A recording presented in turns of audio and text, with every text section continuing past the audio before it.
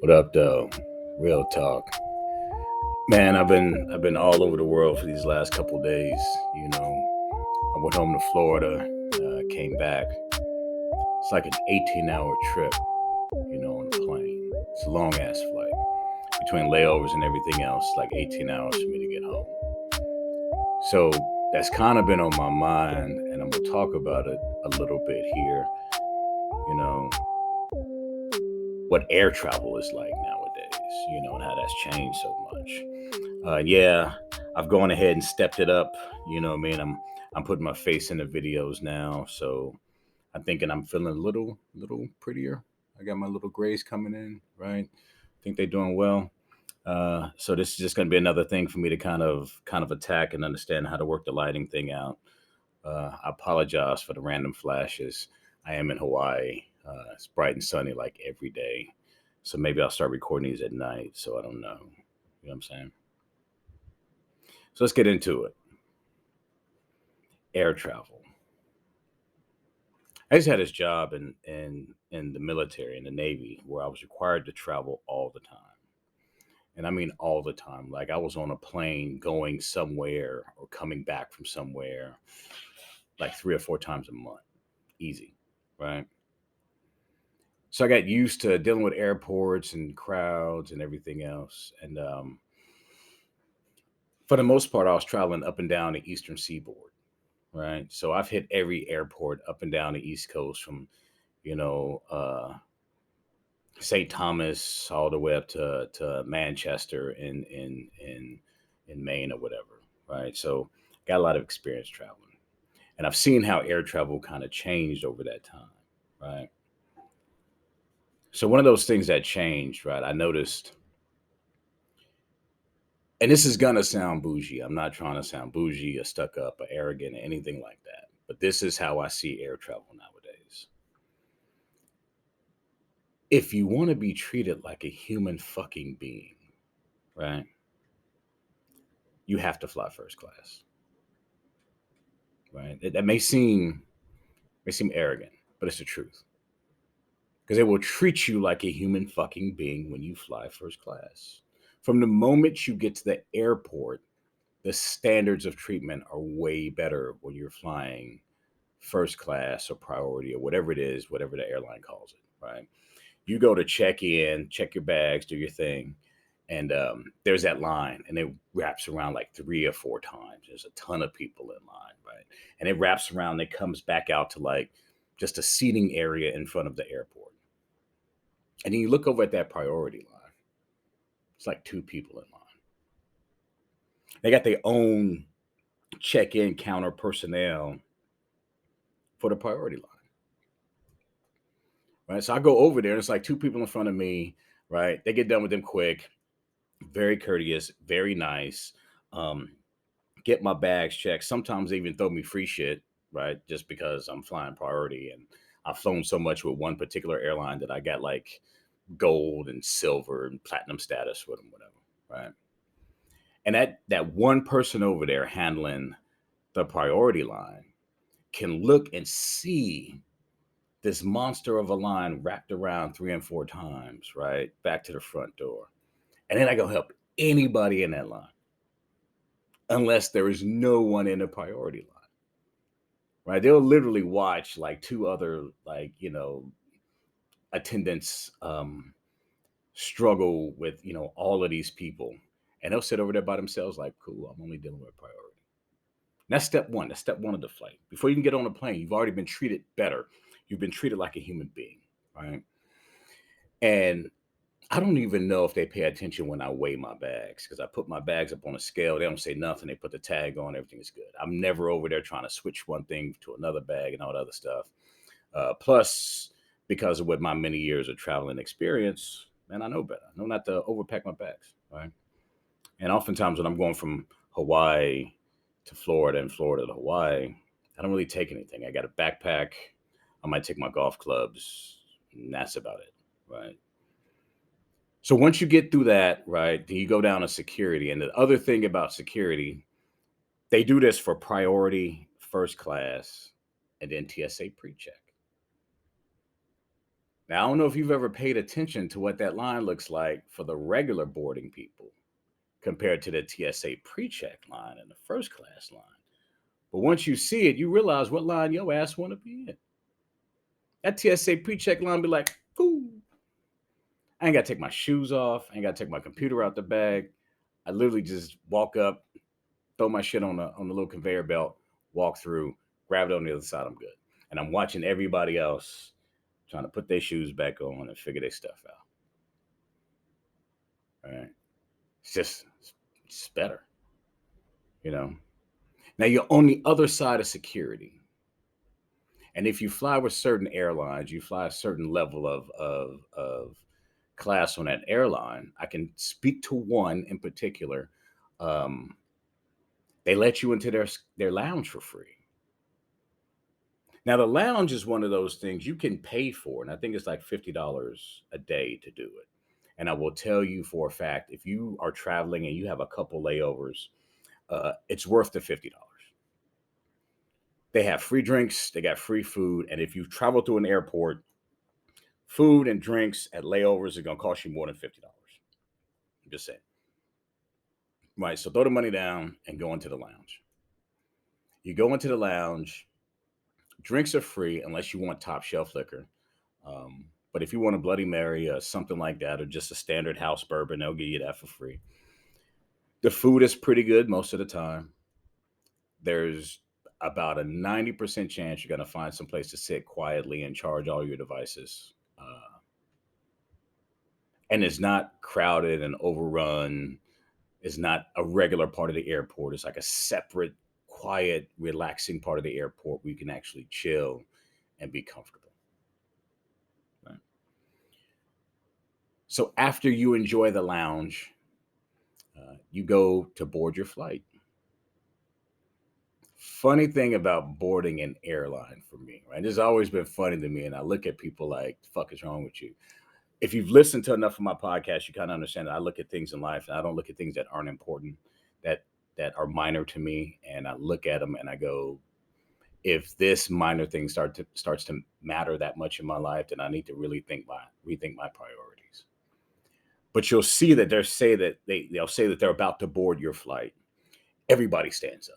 Everybody rushes over there, but they don't get in the lane, just kind of stand there hovering, right? Like, I gotta be first.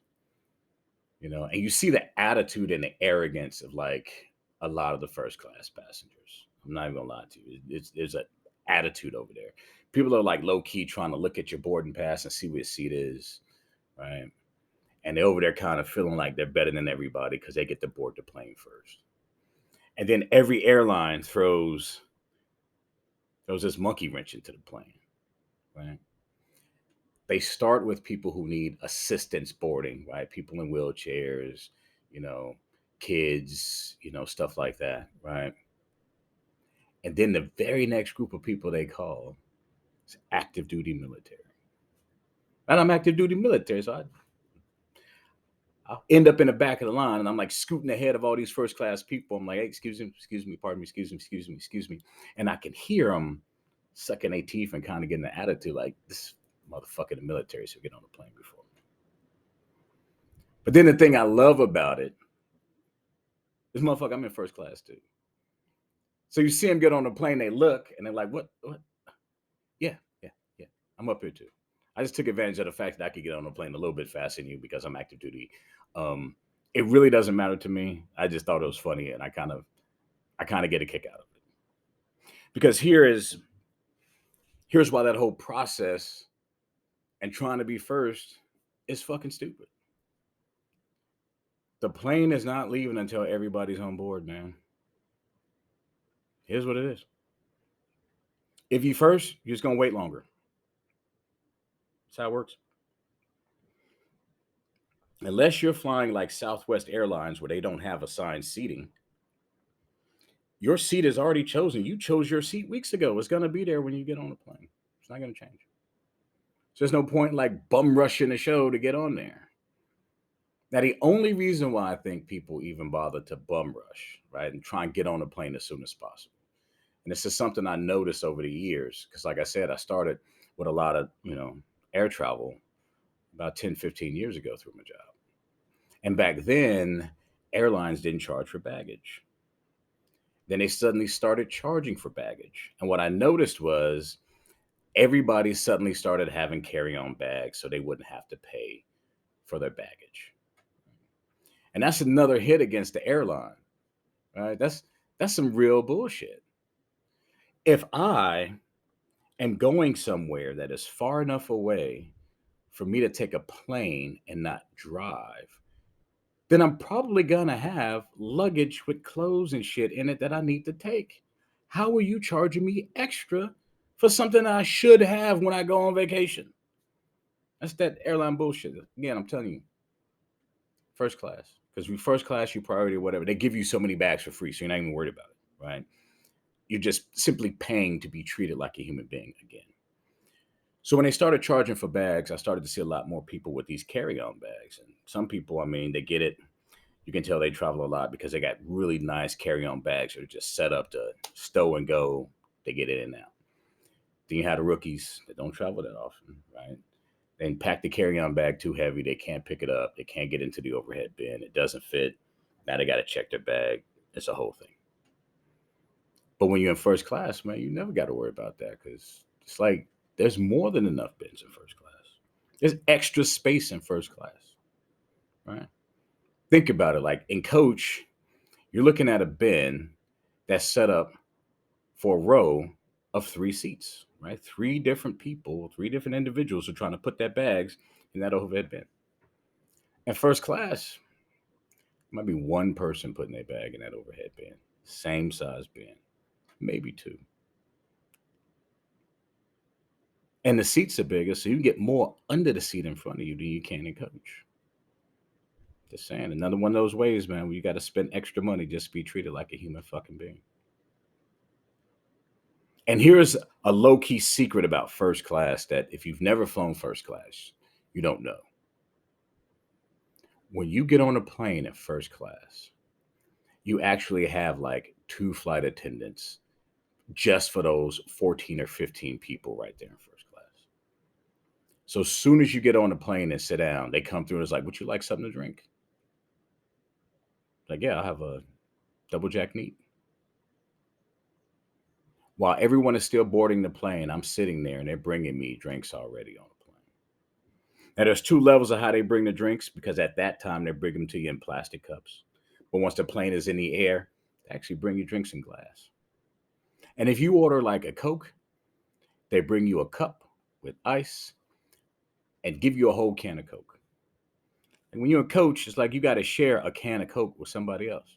Grown ass man. Fuck, I'm sharing a can of Coke with 3 other people. Right? But in first class, just put the Coke and the ice down and be like, cool. Another thing in first class, right? You'll never find a line in front of the bathroom in first class. Because no one else is allowed to go up there to use the bathroom. So you only got like 14 people trying to use the bathroom. So there's never really any line for people to use the bathroom. And they don't let anybody that's not in first class come to first class to use the bathroom. It's fucking crazy, ain't it? The thing that'll really get you, right? And this is why I tell people don't fly first class unless you can afford to do it all the time. Because once you've been there, to go back to coach, you're gonna have some issues, man. I've done it. I've flown coach, and I remember what's going on in first class while I'm sitting in coach, and I get mad as hell, right? In first class, they're bringing you a hot meal. My flight back here, I had a steak with mashed potatoes, a cookie, and some really weird vegetable salad thing that was going on, right? Piping hot, steaming hot. And I know in coach, they just bought me a bag of fucking pretzels, right? That's how they do you. So until you ready to fly like that all the time, man, just don't do it to yourself. Because you'll be sitting back there looking at that curtain like, man, I know how it's getting down up there. And this is how I'm living back here. I'm mad at myself.